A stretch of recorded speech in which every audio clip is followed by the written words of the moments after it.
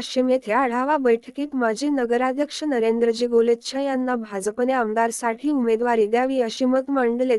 25 जून 2024 वाशिम येथे हॉटेल चिंतामणी येथे भाजपा वाशिम जिल्हा कार्यकारिणी तथा जिल्ह्यातील मंडळ व प्रदेश पदाधिकारी यांची आढावा बैठक आयोजित करण्यात आली होती. या बैठकीला महाप्रदेश भाजपा महामंत्री आमदार रणधीरजी सावरकर, विदर्भ संघटन मंत्री माननीय श्री उपेंद्रजी कोठेकर, लोकसभा समन्वयक राजू पाटील राजे, जिल्हाध्यक्ष श्याम बढे, आमदार लखनजी मलिक, माननीय आमदार पुरुषोत्तम राजगुरू, नरेंद्रजी गोलेच्छा, माननीय नगराध्यक्ष सुरेश भाऊ लुंगे, भाजपा नेते विजय पाटील काळे, प्रदेश सदस्य पुरुषोत्तम चितलांगे, प्रदेश सदस्य यांच्या उपस्थिती. कारंजा मानोरा विधानसभा मी लढवणार ही काळ्या दगडावरील रेषा आहे असे नरेंद्र गोलेच्छा यांनी बैठकीत बोलल्यानंतर 150 पदाधिकारी यांनी एकच सुरात जुनं ते सोनं या वाक्याचा घोष केला. नंतर बोलताना त्यांनी मी जनसंघ ते भाजपा असा प्रवास केला. त्या प्रवासादरम्यान नगर परिषद, पंचायत समिती, जिल्हा परिषद व ग्रामपंचायत मध्ये माझ्या नेतृत्वात निवडणूक लढल्या. एक वेळ अशी होती निवडणुकीत उभे राहायला उमेदवार सुद्धा मिळत नव्हते, तरी माझा व्यवसाय बाजूला ठेवून मी भारतीय जनता पार्टी ही जनतेसमोर नेऊन कार्यकर्ते पदाधिकारी निर्माण केले. त्यांच्या सुख-दुःखात सहभागी होऊन त्यांच्याशी एकरूप झालो. तरीही मला पार्टी सतत डावलले. आता मी थांबणार नाही. मला भारतीय जनता पार्टीने अधिकृत उमेदवारी द्यावी ही बाजू नरेंद्र गोलेच्छा यांनी पक्षश्रेष्ठींसमोर मांडली व जय श्रीराम केला. प्राप्त मिळालेल्या माहितीनुसार कारंजा अस्मिता न्यूज करिता महेंद्र गुप्ता, मुख्य संपादक कारंजा लाड.